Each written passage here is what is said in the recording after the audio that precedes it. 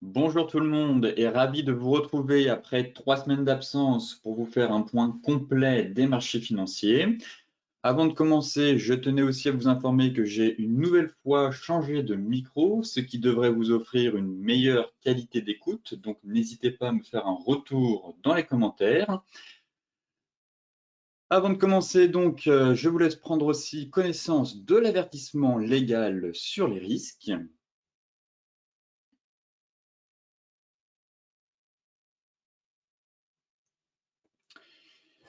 Et donc tout de suite, direction les marchés où l'optimisme reste de mise. Comme vous le saviez, Jérôme Powell devait faire un discours lors de la conférence de Jackson Hole.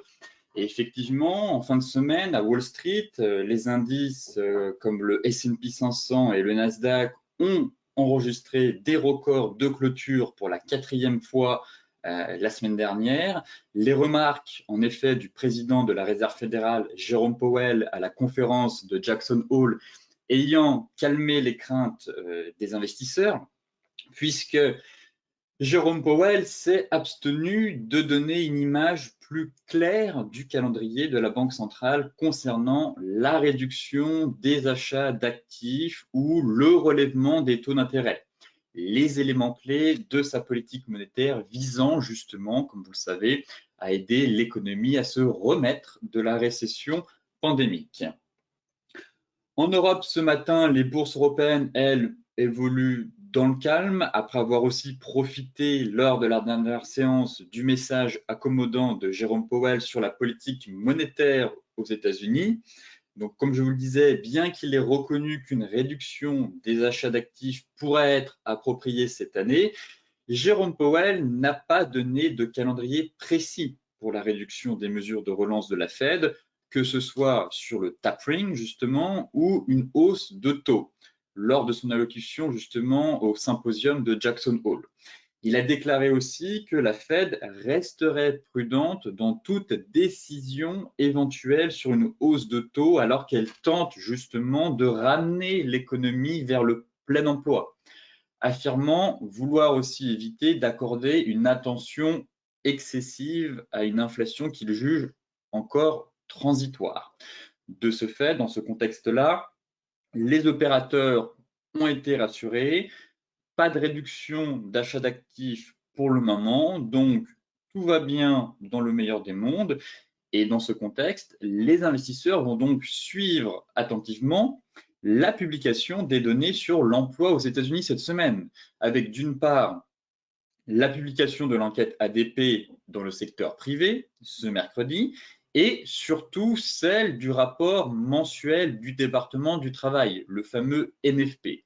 Donc, le principal catalyseur de la semaine, selon moi, reste le rapport mensuel du département du travail ce vendredi à 14h30. En outre, pour rappel, la bourse de Londres est fermée pour cause de jour férié, le Summer Bank Holiday. De ce fait, on constate que ce matin, sur les bourses européennes, on a peu d'échanges, peu de volume et on devrait effectivement avoir une séance assez calme en ce début de semaine. Côté macro, donc, qu'est-ce que je remarque après 3 semaines d'absence sur les marchés? C'est que tout va bien. Sur la planète finance, on constate très clairement que le bilan de la Fed et de la BCE ont atteint des niveaux historiques. On est sur de nouveaux plus hauts, donc on continue les rachats d'actifs et on continue aussi les injections de liquidités. Le bilan de la Fed a atteint maintenant 8 350 milliards de dollars.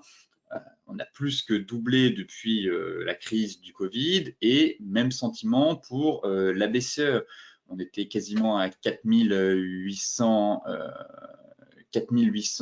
milliards en euros et on est passé à 8000 milliards. Donc pour l'instant, des banques centrales très clairement qui continuent de soutenir les indices, même si on constate que la plupart des indices sont quand même assez haut perchés, sauf le CAC qui a quand même bien décroché, notamment avec les valeurs du luxe, mais dans l'ensemble, des indices, bien orienté à la hausse sur des niveaux assez hauts et soutenu toujours par les banques centrales qui continuent de gonfler leur bilan. Si on prend du recul et qu'on combine le bilan de la Fed, de la Banque centrale européenne et de la Bank of Japan, pareil, même constat. On continue cette ascension fulgurante de leur bilan. On est aussi sur des nouveaux plus hauts historiques à quasiment bientôt 25 000 milliards de dollars. Donc, une belle injection en un peu plus de 15 mois de plus de 10 000 milliards sur les marchés. Donc, le bilan qui a gonflé, lui, de 10 000 milliards. Et encore, c'est sans compter sur la BOE et la RBA. Donc, la BOE, Bank of England, et la RBA, la Banque centrale d'Australie. Si on rajoute ces banques centrales-là, ces deux banques centrales-là, je pense que le bilan devrait avoisiner autour des 28 000 milliards de dollars. Quoi qu'il en soit, force est de constater que les banques centrales n'ont pas prévu, en tout cas pour le moment, de se retirer des marchés. Elles gardent toujours leur perfusion dans l'attente d'avoir un peu plus de visibilité, justement, notamment sur l'inflation, qui pour elle reste transitoire actuellement, même si l'inflation est là. Et bien entendu, le prochain événement à surveiller, ce sera, comme je vous le disais, les chiffres de l'emploi, qui, pareil, s'il s'avère excellent, obligera la Fed à diminuer ses achats d'actifs sur les marchés financiers, tout simplement. Résultat, la capitalisation boursière mondiale atteint, elle aussi, un plus haut historique. Donc, les actions mondiales valent maintenant un peu plus, quasiment 119 000 milliards de dollars, la valeur la plus élevée de l'histoire, ce qui équivaut à peu près 140% du PIB mondial. Encore une fois, cela démontre la résistance continue des marchés actions post-pandémie, grâce, encore une fois, sans surprise justement, aux liquidités de la Banque centrale, comme vous avez pu le voir sur les graphiques précédents. Donc très clairement, depuis 3 semaines, je constate que les marchés ont continué leur course, que les banques centrales vont encore rester, je pense, quelques mois au chevet des marchés financiers. De toute façon, elles ne vont jamais se retirer complètement, mais peut-être commencer à diminuer la perfusion qu'elles ont mis en place depuis maintenant plus de 15 mois. Mais pour cela, tout va dépendre, encore une fois, des perspectives de l'inflation.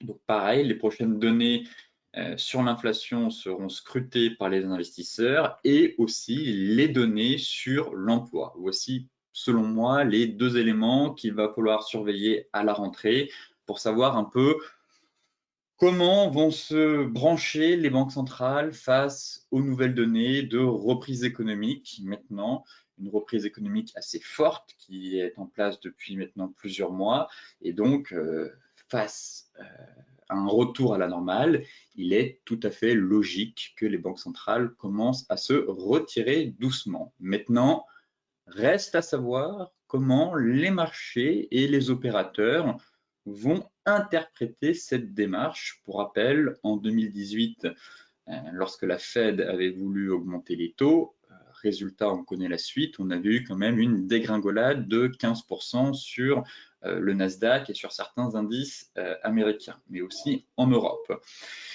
Peut-être que cette fois-ci, les investisseurs ne prendront pas le même chemin, étant donné que la Fed avertit depuis pas mal de temps, mais tant que la décision n'a pas été prise, personne ne sait vraiment comment les marchés peuvent réagir le jour où la Fed dira stop, on réduit le montant des achats d'actifs et en parallèle, on prévoit d'augmenter les taux peut-être d'ici fin 2022 ou début 2023. Concernant la partie macro, tout de suite, partie graphique, pardon. Retournons voir notre indice national, le CAC 40. Alors effectivement, c'est l'indice qui a subi une grosse correction durant mon absence, plombé notamment par les valeurs du luxe et les mesures prises aussi par la Chine. De ce fait, en hebdomadaire, on a eu une belle purge de quasiment 4%. Donc, pour l'instant, ça reste quand même assez haussier sur le CAC 40. Je ne passe pas vendeur, même si j'ai des éléments qui m'indiquent, je dirais, une certaine faiblesse de l'indice. Toutefois, quand je compare les autres indices boursiers, c'est très haussier et on n'a aucun élément indiquant un retournement des marchés dans l'immédiat. Seulement sur le CAC 40, effectivement, on a validé cette divergence baissière qui était déjà en place avant que je parte. Elle est toute petite, mais effectivement, on a bien une divergence baissière qui a été validée sur le CAC 40, juste ici en données hebdomadaires. En parallèle, ce chandelier de retournement, alors il est incomplet, mais en tout cas, il prend la forme d'une étoile du soir. Effectivement, j'aurais aimé qu'on ait un gap ici entre les deux bougies pour qu'il soit vraiment complet et valide à 100%. Là, en tout cas, ça a bien la même configuration. On est bien sur une étoile du soir. Toutefois, j'aurais aimé qu'il y ait un gap, surtout entre ces deux bougies pour vraiment valider le pattern. Donc, je me montre un peu plus prudent dans le sens où effectivement, on a cette divergence baissière qui est validée. D'un autre côté, le sentiment qu'on forme en hebdomadaire une étoile du soir, mais pour l'instant, on est sur support. Tant qu'on n'a pas enfoncé ce qui montre quand même qu'on s'est fait plus de peur que de mal, car on avait cassé le précédent top. Finalement, on est en train de réintégrer, de passer au-dessus. Donc voilà pourquoi je suis un peu tiraillé entre des signaux techniques en hebdomadaire qui indiquent potentiellement un sommet de marché.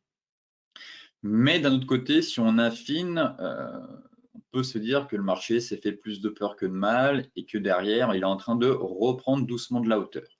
Donc là, pour moi, le pivot clé à surveiller cette semaine, ça va être les 6680 points. Très clairement, pour savoir si derrière, c'est juste un rebond qu'on est en train de faire, on enfonce ce niveau et si on break la Kijun, je verrai bien dans ce cas-là une correction plus profonde à moyen long terme en direction des 6400 points. Dans le cas contraire, pour l'instant, ça reste quand même extrêmement haussier. Et toujours, si on affine justement en daily, et qu'on essaye de prendre un peu du recul sur cette purge qu'on a eue il y a quelques semaines, on constate très clairement qu'on a juste eu un retracement des 50% de Fibo. Voilà pourquoi mon alerte baissière, ce serait vraiment sous les 6570, effectivement pour avoir une dégradation un peu plus profonde. Pour l'instant, j'ai le sentiment que le marché tente doucement mais sûrement de reprendre un peu de la hauteur, reprendre des couleurs aussi, et surtout en train de break son précédent plus haut. Et selon la théorie d'eau, on est toujours sur des plus bas et des plus hauts de plus en plus haut. Donc les acheteurs gardent la main et la dynamique reste haussière. Sur le CAC, pour l'instant, j'ai pas de plan de trading à proposer. Je ne passerai pas vendeur sur ce niveau, car là, ce serait vendre un support, donc pas bon non plus. J'attendrai au moins la cassure. Un niveau de prix qui m'intéresse, effectivement, si on est seulement sur une grosse purge et derrière ça redémarre, le prochain niveau pour moi à aller chercher reste les 6760. Pour l'heure,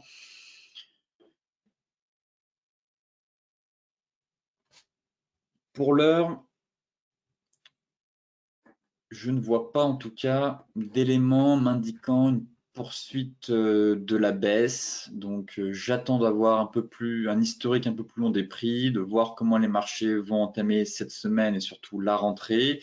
On a pas mal d'investisseurs qui vont eux aussi revenir de vacances. Donc généralement le mois d'août est assez faible en volume. Le mois de septembre, généralement, lui, n'est pas un bon mois pour le marché action, d'après les statistiques. Donc, pareil, à voir, il ne faut pas non plus faire du mois de septembre 2021 une généralité, mais globalement, on constate que le mois de septembre n'est pas un bon mois pour le marché action. Pour l'heure, sur le CAC 40, comme je vous le disais, plutôt neutre pour l'instant. Vendre ici, je ne suis pas,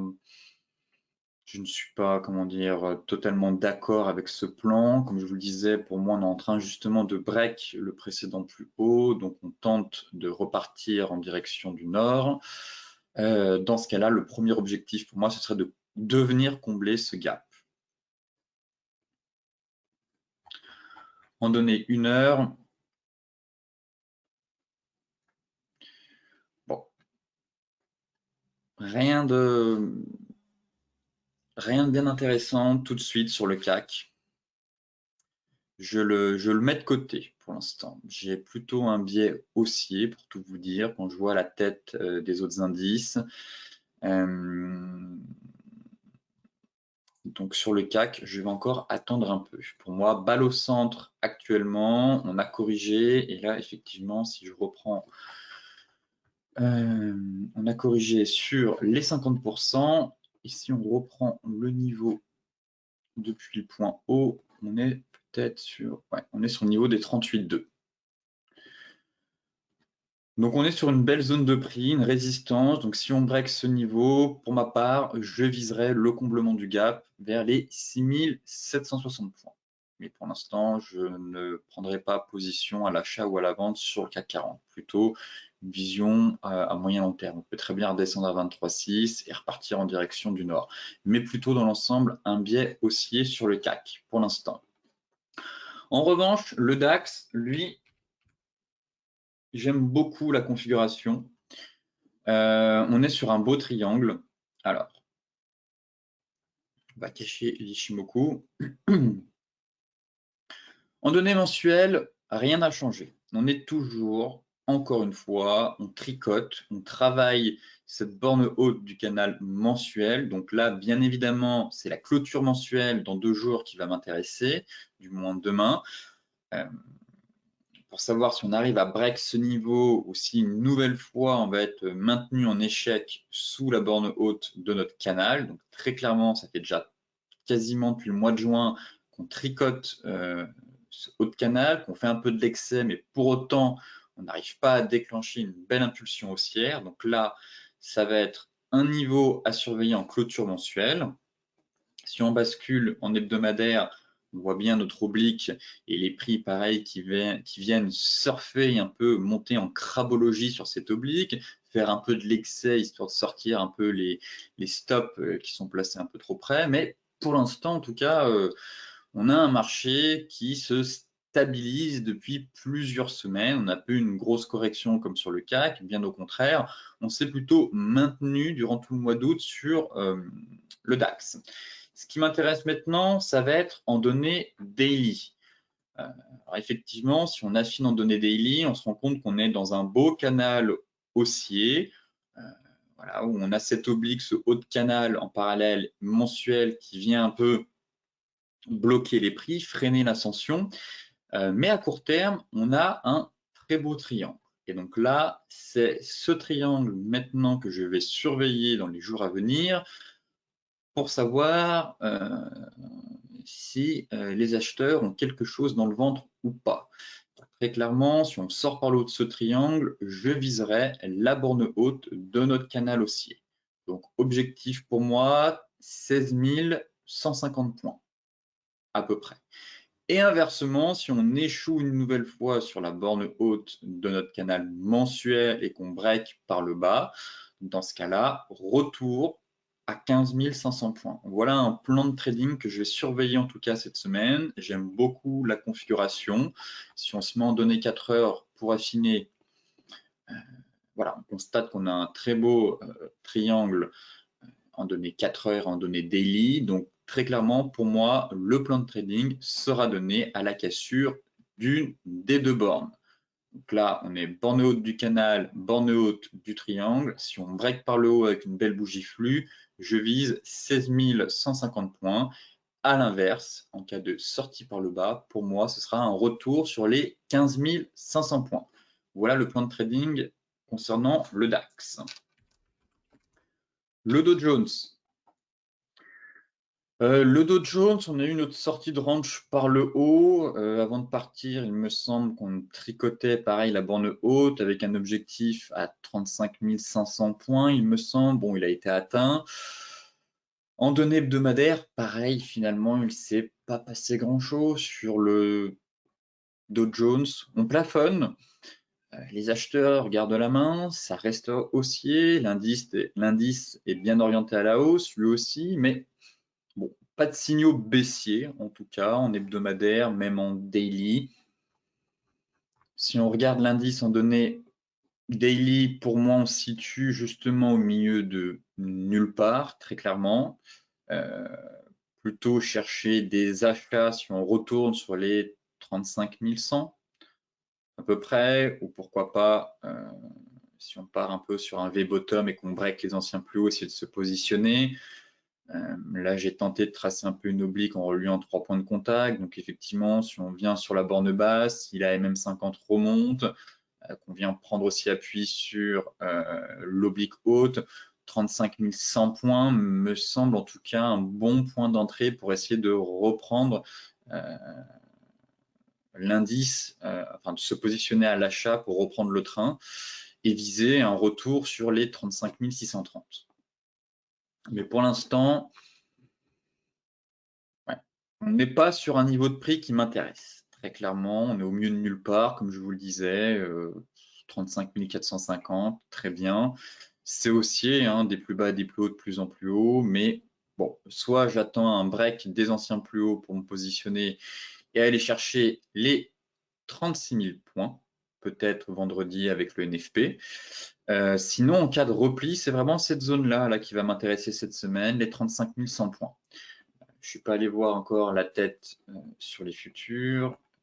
Bon, d'un point de vue de l'Ichimoku, en données 4 heures, le nuage est orienté à la hausse, soutenu par Kijun et même 50, donc rien à dire.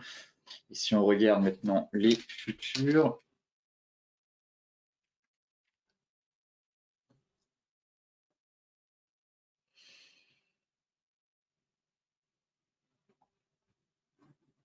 il faudra que je mette à jour mes zones sur les futurs.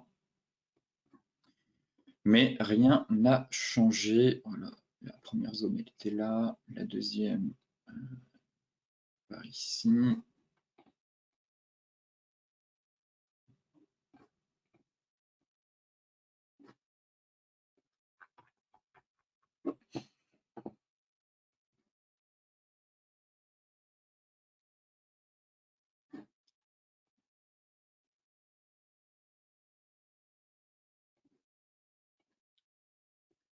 Bon, pas grand-chose à ajouter en tout cas sur les futurs, très clairement.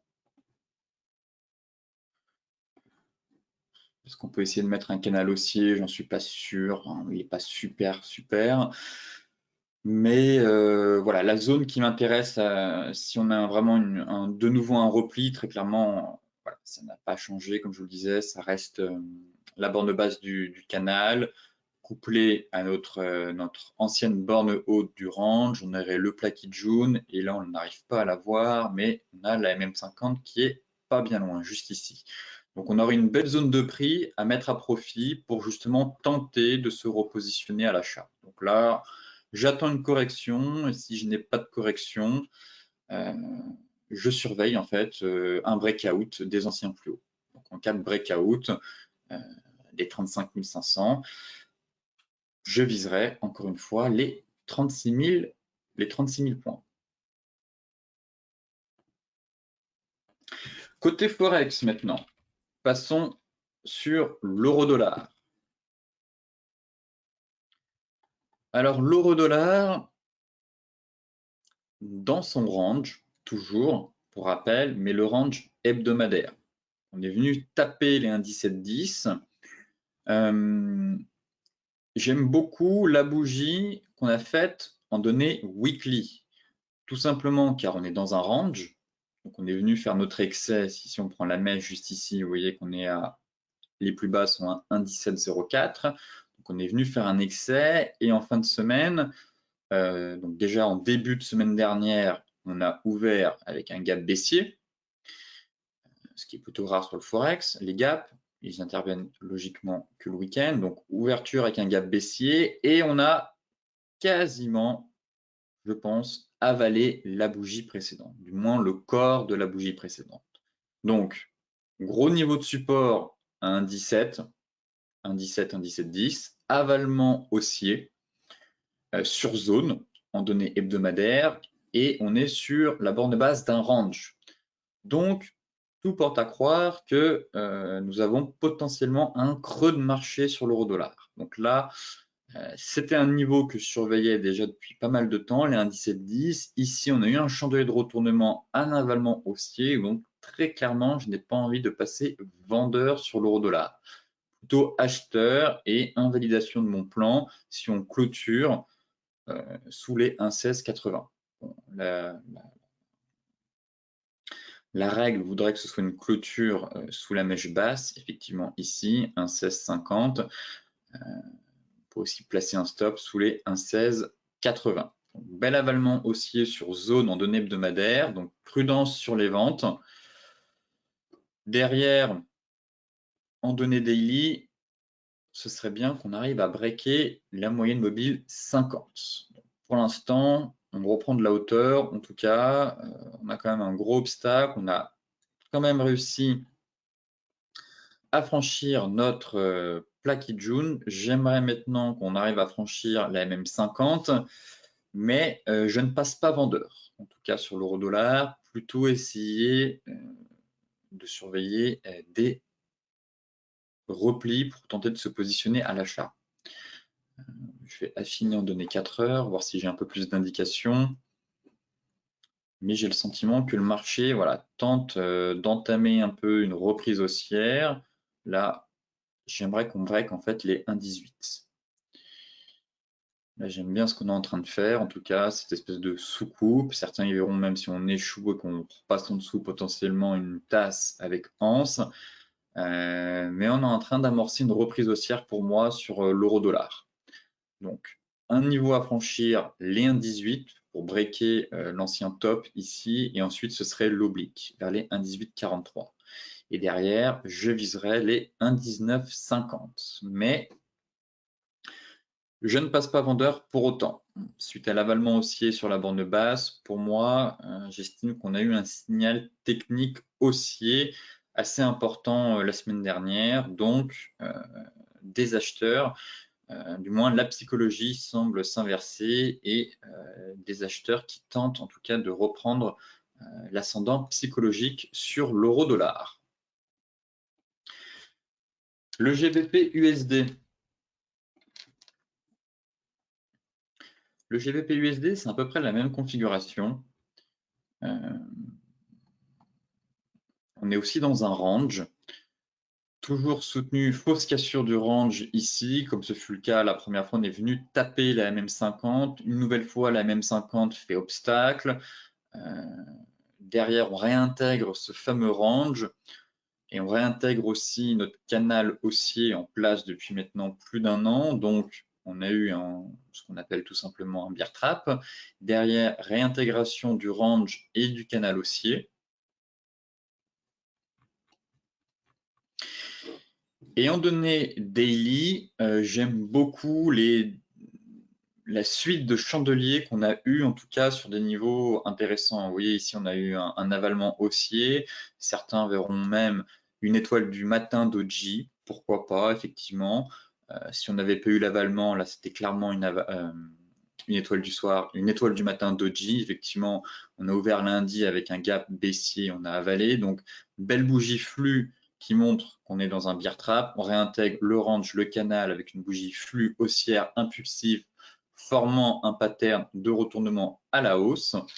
Donc soit un avalement, soit une étoile du matin doji.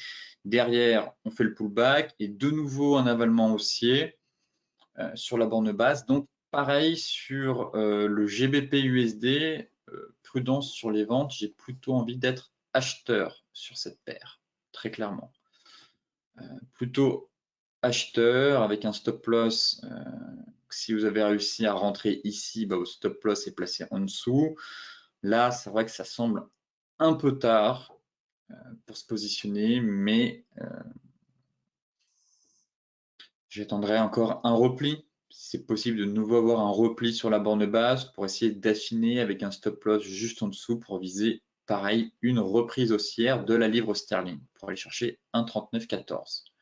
Puis milieu du range vers les 1,39, 85, 90.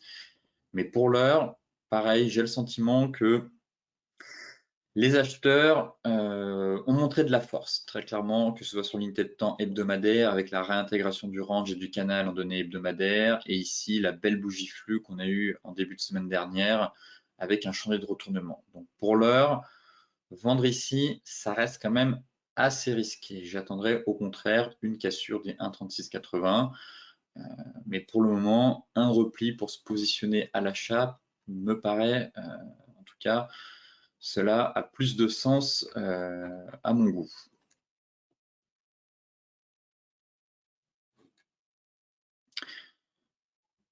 Et effectivement, certains verront aussi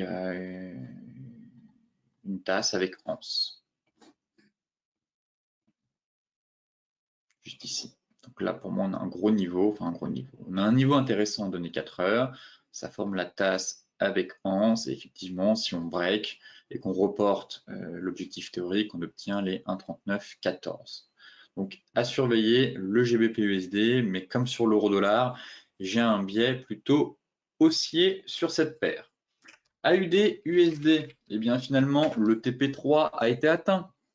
Donc là, vous avez dû réaliser un super trade pour celles et ceux qui font du swing. Pour rappel, l'AUD/USD, j'ai fait le suivi, j'en ai quand même parlé depuis la cassure de la ligne de coup en vous donnant plusieurs objectifs, plusieurs TP, TP1, TP2, TP3. Le TP3 a été réalisé, donc sur les 0,7175, on a même eu un joli excès. Donc tout le monde a dû prendre ses bénéfices ici. Vous aviez même la possibilité de revendre. Je m'en souviens qu'on était dans ce range-là. Maintenant, sur la UD/USD, plutôt neutre, même aussi à court terme, étant donné que ici, sur notre zone de prix, qu'est-ce qu'on a eu? On a eu encore une fois une étoile du matin doji, là très clairement avec ce magnifique pattern sur support, donc rebond technique en place.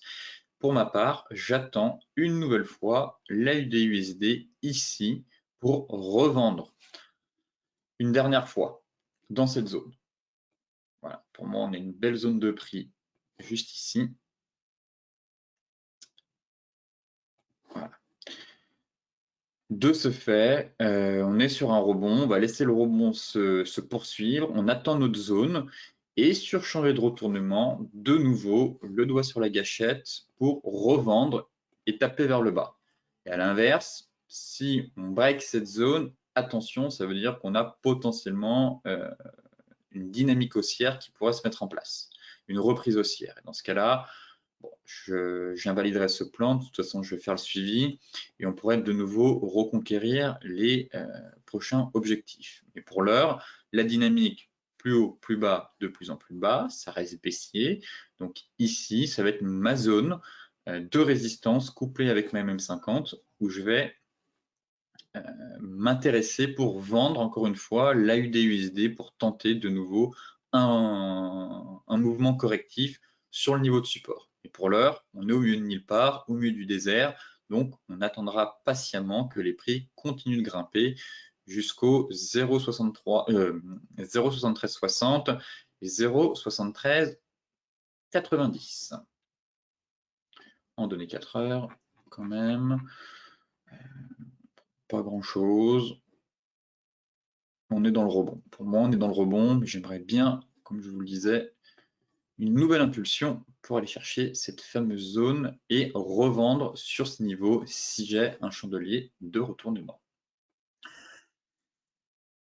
Les métaux précieux maintenant avec le gold. ici, après le NFP, la dernière fois que j'ai fait un briefing des marchés, c'était ici, c'était le vendredi 6 août. Le NFP a mis une énorme claque au gold. Derrière, on a eu ce qu'on appelle un mini sell-off. Donc, pareil, on a de nouveau le NFP vendredi. Donc, attention, n'oubliez pas de protéger votre trade. Si en tout cas, de vous protéger tout simplement si vous êtes positionné actuellement sur le gold. Car la dernière fois, on a eu quand même une grosse purge sur le gold en l'espace de seulement 2 séances. Derrière, finalement, plus de peur que de mal. On est reparti à la hausse. Clairement neutre. J'ai aucun plan à proposer actuellement sur le gold. Pour moi, on se situe toujours dans des zones, même point de départ. Finalement, je vous ai laissé, on était ici, je reviens, le gold était au même stade, seulement qu'on a eu un sell-off entre-temps. Prise de recul toujours en données hebdomadaires. Finalement, on a fait une belle mèche, mais on n'a pas clôturé sous notre oblique haussière.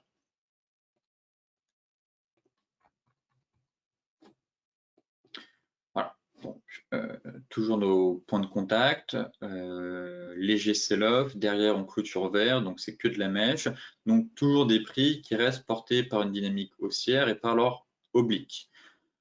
Mais pour l'heure, passer à l'achat, non, ça ne m'intéresse pas sur le gold, sauf si certains d'entre vous ont réussi à mettre à profit ce niveau de support et sont positionnés depuis les plus bas. Dans ce cas-là, bravo à eux, remontez votre stop, mettez-vous à break-even et maintenant advienne que pourra, j'ai envie de dire. Sinon, j'attends toujours le break des 1830. Déjà, le passage de la moyenne mobile 50, ensuite la sortie des prix par le nuage et ensuite Tenkan Kijun qui arrive à me break, la lagging span, Shiku qui break la MM50, Tenkan et Kijun. Donc ça offrirait en parallèle une sortie par le haut, une sortie des prix, une sortie du nuage, une sortie par le haut sur de la moyenne mobile 50. De ce fait, on serait à peu près libre de tout obstacle derrière pour aller chercher 1850 et 1908.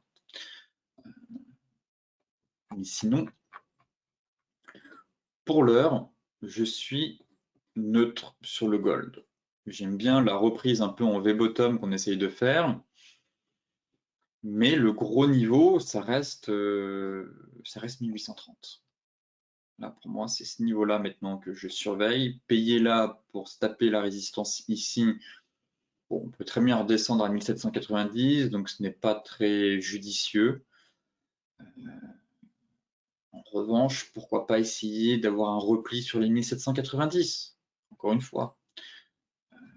Moi, ça me semble intéressant d'essayer de se repositionner sur les 1790 si on retombe ici, ou attendre le break des 1830 pour aller chercher 1850 et après 1910. Mais sinon, là, à court terme, même à moyen long terme, il faut se montrer encore patient, rien à faire, sauf pour celles et ceux qui ont réussi à payer l'excès baissier qu'on a eu sur les 1703. Voilà, on est venu taper notre zone, donc bravo à eux. Et je vous invite soit à prendre des bénéfices, soit à remonter votre stop à break, même pas à break-even, mettre un stop win sous l'oblique. Et puis on fera le point, je pense, lundi prochain, surtout après le NFP, car peut-être qu'on pourrait de nouveau avoir une forte volatilité des prix, une forte volatilité sur l'actif après le NFP vendredi à 14h30. L'argent métal m'intéresse aussi, tout simplement car on est dans un range. Le silver, et il y a plusieurs éléments qui m'intéressent. D'une part, on est dans un range hebdomadaire depuis maintenant 15 mois, un peu plus de 15 mois, juillet, donc pas tout à fait, un an on va dire, 13 mois exactement. Et on est de nouveau venu tester la borne basse, et pareil, j'aime beaucoup l'avalement haussier qu'on est venu faire sur la borne basse du range. Très clairement, en fin de semaine dernière, on a eu une belle bougie flux haussière impulsive, de nouveau sur un niveau technique clé, la borne basse du range. On est dans une phase de trading range, de consolidation depuis maintenant plusieurs mois. Donc, tout porte à croire qu'on pourrait de nouveau avoir une rotation complète des prix vers la borne haute. Pour ma part, je vise dans un premier temps les 25,80, puis les 28,40, milieu de range, puis borne haute du range. Derrière, en données daily, pareil, autre élément encourageant, c'est la divergence juste ici haussière qui a été validée. Pareil, donc divergence haussière. En daily, on a eu un avalement. Finalement, on avait aussi un micro-range juste ici. Et vendredi dernier, on a le marché, en tout cas, est sorti par le haut de ce range. Donc là, on confirme la sortie. Donc, pas mal d'éléments techniques qui plaident pour un creux de marché. Donc, cette divergence haussière, cette phase après la purge de stabilisation, de consolidation, sortie par le haut avec quand même une bougie flux et directionnelle, avalement aussi en données hebdomadaires sur la borne basse du range, donc difficile d'être vendeur avec tant d'éléments techniques haussiers sur l'argent métal. Donc, pour ma part, je passe haussier, en tout cas j'ai un biais haussier sur l'argent métal. Encore une fois, le NFP vendredi pourrait très bien invalider tous ces signaux techniques, mais pour l'heure, en fait, à moyen long terme, en fait, tout simplement, tant qu'on ne casse pas les 22,50, je continuerai à chercher des achats le plus près de cette borne basse du range. Et là, avec la div, la sortie de range, l'avalement haussier daily et hebdomadaire, difficile d'être baissier avec tant d'éléments techniques, tant de patterns de retournement. Donc pour ma part, plutôt acheteur sur le silver pour viser voilà, la résistance intermédiaire, ce serait celle-là, les 24,77. Mais le mieux, ce serait quand même le milieu de range. Et derrière, espérer une rotation complète des prix.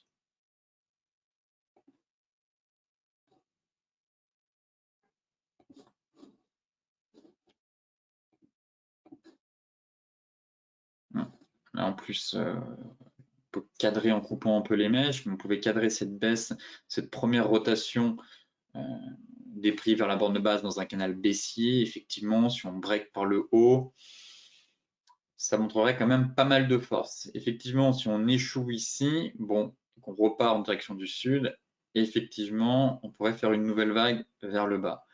Mais pour l'heure, divergence, comme je vous le disais, l'avalement haussier, si on break le haut du canal, ça sent plutôt bon pour l'argent métal et je pense que le marché pourrait justement, comme je vous le disais, de nouveau effectuer une rotation complète des prix. Du moins, premièrement une rotation partielle, milieu de range, et ensuite rotation vers la borne haute. De toute façon, on est dans un méga range depuis maintenant plus d'un an. Le pétrole.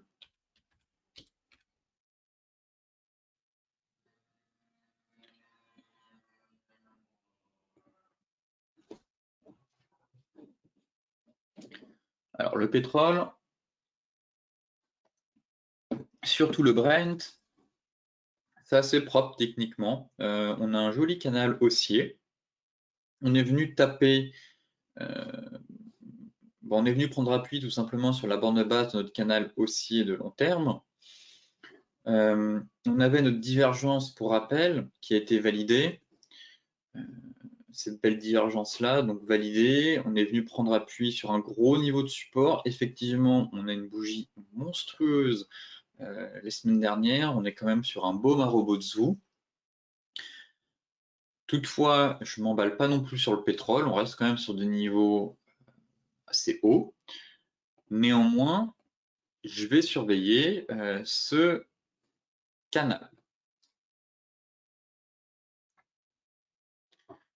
Tout simplement car on est sur un gros niveau technique clé sur le Brent. Alors, on est, si on décortique tout ça, voilà. En données daily, on a repris le niveau des 61,8. Donc la logique veut que si le marché break le niveau des 61,8, il y a une forte probabilité que le marché retrace tout le mouvement à la hausse, tout son mouvement baissier.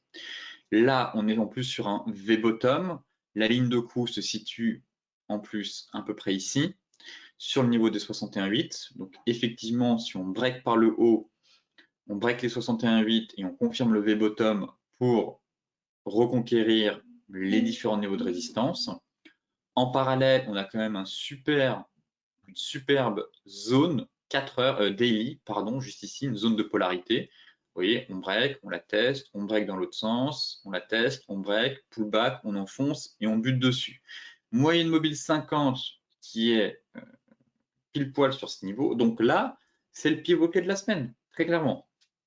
Ça va être la zone des 72,40, 72,30, 72,90. C'est le niveau qu'il va falloir surveiller cette semaine. En parallèle, si on break ce niveau, on sort par le haut de notre canal. Donc, derrière, je passerai haussier pour aller chercher mon oblique baissière, voire les 75,60.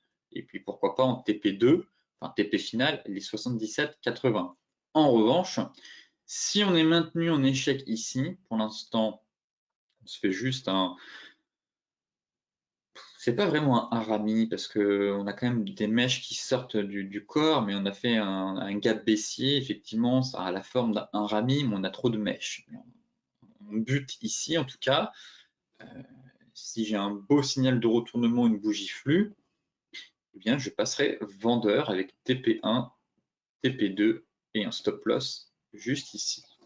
Voilà le plan que j'ai cette semaine sur le Brent. Pour l'heure, c'est encore trop tôt. On donnait 4 heures. Bon, on n'a pas de...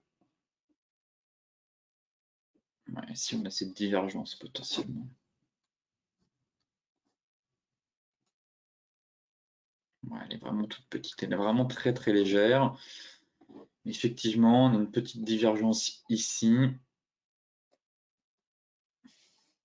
Ouais. Petite divergence, mais on est encore sur le support donné 4 heures, c'est ça que j'aime pas. Elle est certes validée, on est juste ici, on donnait 4 heures, décidément. Voilà, là on a le support ici. Et j'aime pas ça. Donc certes, elle est validée, mais bon, on est sur support. Pour moi, on travaille la zone. On est dans notre zone encore. J'aimerais une bougie daily, très clairement. Une bougie directionnelle daily, une bougie flux, pour me donner un peu plus d'informations. Donc soit on part sur le V-bottom, tac, juste ici, qu'on est justement en train de valider. Vous voyez ce beau V-bottom. Si on break les plus hauts, eh bien pour moi, c'est achat, on vise 75,60, puis 79,80 en TP2. Et inversement, si on est maintenu en échec, 4 heures, je prends mon oblique. Là, on a notre canal ici. Donc voilà, il faut qu'on arrive à percer ce niveau des 61,8, notre zone de polarité, sortie pour le haut du canal. Je viserai donc TP1, TP2.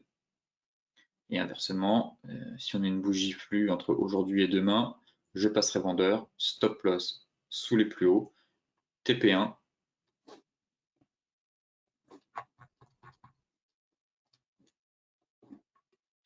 TP1, TP2, niveau des 23,6 qui correspond à la borne basse de notre canal, à peu près.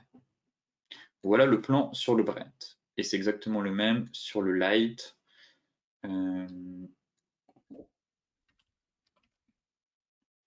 Sur le light, voilà. On est exactement, c'est pareil, c'est V-bottom, le plan est le même. Seulement qu'on a fait un gap haussier ce matin. Et on est sur le niveau des 50%. Et pareil, on en a un qui est sur le niveau des cadrer ça pour que c'est un peu plus propre. Donc, le Brent sur le niveau des 61,8, tandis que le light sur le niveau des 50. Ce matin, on avait un gap haussier. En plus, on avalait quasiment. Donc, on avait presque un avalement baissier. Donc là, pour l'instant, ce n'est pas validé. On pourrait aussi former un dark cloud cover si jamais on clôture dans plus de la moitié de la bougie précédente. Donc, très clairement, on va attendre l'arrivée des investisseurs américains cet après-midi pour avoir un peu plus de visibilité. Mais encore une fois, on est sur un gros niveau clé. Rien n'a changé, on est sur le niveau des 51,8, des 50%, pardon, sur le light. Pareil, on a notre belle zone de polarité juste ici. tac, tac, tac. On est sur un V-bottom. Si on break notre V-bottom à la hausse et qu'on sort par le haut de notre canal, c'est vrai que là, le TP est vite là, mais TP1, 73,80, TP2 ici, puis pourquoi pas un retour en fait sur les anciens plus hauts. Et inversement, si on valide cette bougie baissière, du moins si on forme un pattern de retournement, je passerai baissier avec comme scénario de nouveau une nouvelle vague baissière avec comme TP avec un retour quasiment en fait ici. TP1 ce serait les 64,30 et TP2 ce serait en fait un retour sur les 61,93 voire même borne basse. Voilà le plan pour moi à surveiller sur le gold. Validation, le gold, je vais y arriver, le pétrole. Validation ou non sur le WTI du V-bottom, du passage en force sur notre zone de polarité et d'une sortie par le haut du canal baissier. Si tous ces éléments sont réunis, dans ce cas-là, à l'achat pour aller chercher, pour reconquérir les niveaux de résistance. Si changer de retournement ou prix maintenu en échec avec une bougie flux un peu impulsive à la baisse, dans ce cas-là, vente pour un retour en tout cas sur les différents niveaux de support. Pour terminer les cryptos avec le Bitcoin,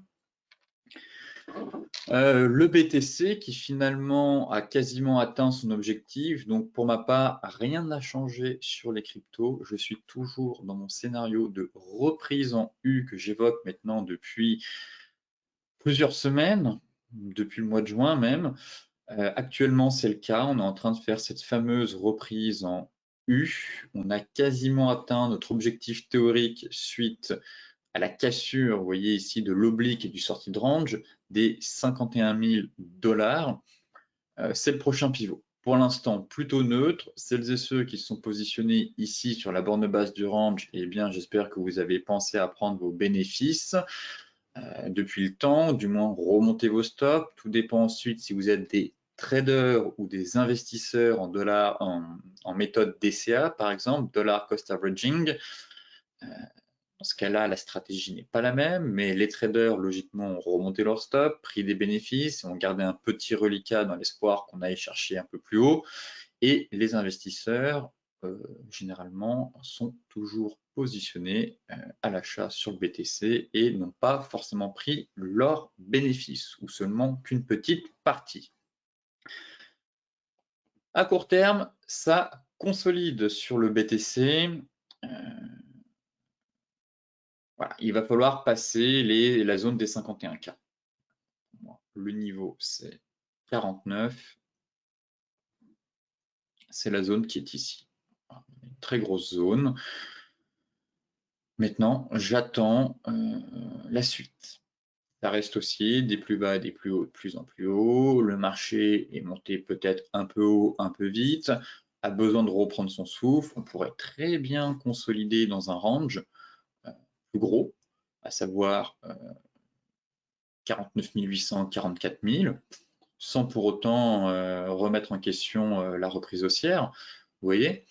Donc pour l'instant, pas d'inquiétude. Pour moi, on est tout simplement dans une phase de consolidation et le pivot clé à franchir, c'est la zone des 49 700 et 51 000 $.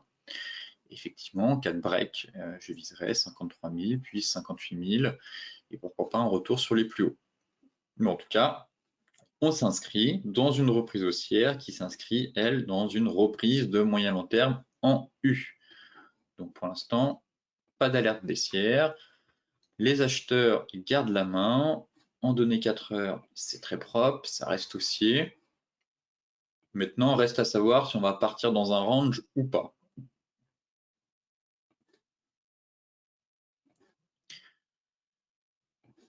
Bon.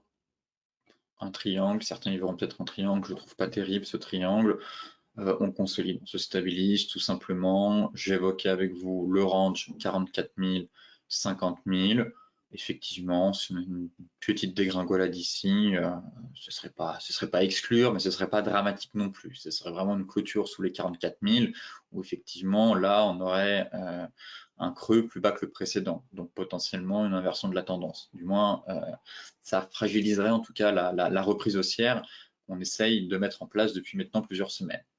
Mais pour l'heure, bon, phase de stabilisation, de consolidation sur le Bitcoin, et je surveille surtout la cassure des 51 000 pour une nouvelle jambe de hausse, très clairement. En weekly, c'est propre aussi. On est repassé au-dessus de la Kijun. On pourrait très bien venir de nouveau prendre appui sur la Kijun ici, sur les 46 000 points, 46 000 $. Ce serait, comme je vous le disais, voilà, pas inquiétant du tout sur le BTC. Pour l'instant, voilà, on est dans une belle reprise haussière. Après plusieurs semaines de hausse, il est tout à fait normal et légitime de consolider. Le marché ne monte pas en ligne droite, lui aussi, même le Bitcoin a besoin de reprendre son souffle. Pour terminer, l'Ethereum.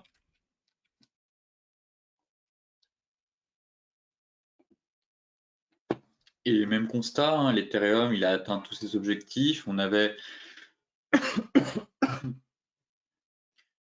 une sortie de range, voire même un double creux. La dernière fois, on était justement ici, donc l'objectif avait été atteint. L'objectif théorique, finalement, on est allé un peu plus loin. Et là, je constate tout simplement qu'on consolide dans un triangle ascendant sur l'Ethereum. Donc ici, on a un joli triangle ascendant. Hop, pour monter comme ça. Donc logiquement, triangle ascendant. Quelle est la tendance qui précède le triangle? Elle est haussière, donc les probabilités nous disent, en tout cas d'un point de vue de l'analyse technique, qu'on devrait avoir une sortie par le haut de ce triangle. Dans ce cas-là, les traders et même les investisseurs attendront la cassure des 3330 $ pour se positionner une nouvelle fois et espérer une nouvelle jambe de hausse en direction des plus hauts historiques. Quoique, on a un petit niveau intermédiaire ici à 3007 et derrière, pour moi, ce serait 4180 et ensuite 4380. Voici les niveaux que je surveille. Pour l'heure, pas d'inquiétude, grosse accélération, consolidation dans un triangle en données 4 heures. Donc, il faut se montrer patient et attendre la rupture d'une des deux bornes pour se positionner.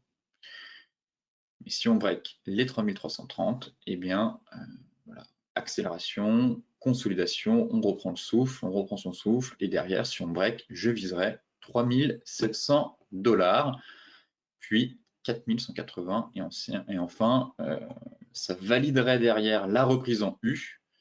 Et si on break les anciens plus hauts, eh bien, on validerait une sous-coupe. Et donc, derrière, potentiellement, on pourra aller chercher bien plus haut. Ça, c'est ma vision à plus long terme. Pour l'heure, ce n'est pas encore le cas, on n'y est pas encore. Donc, je surveille cette sortie de triangle en données 4 heures sur l'Ethereum. Écoutez, sur ce briefing des marchés touche à sa fin. Comme d'habitude, je vous souhaite une excellente journée, de très bons trades, et on se retrouve donc demain pour faire un nouveau point complet sur la planète finance.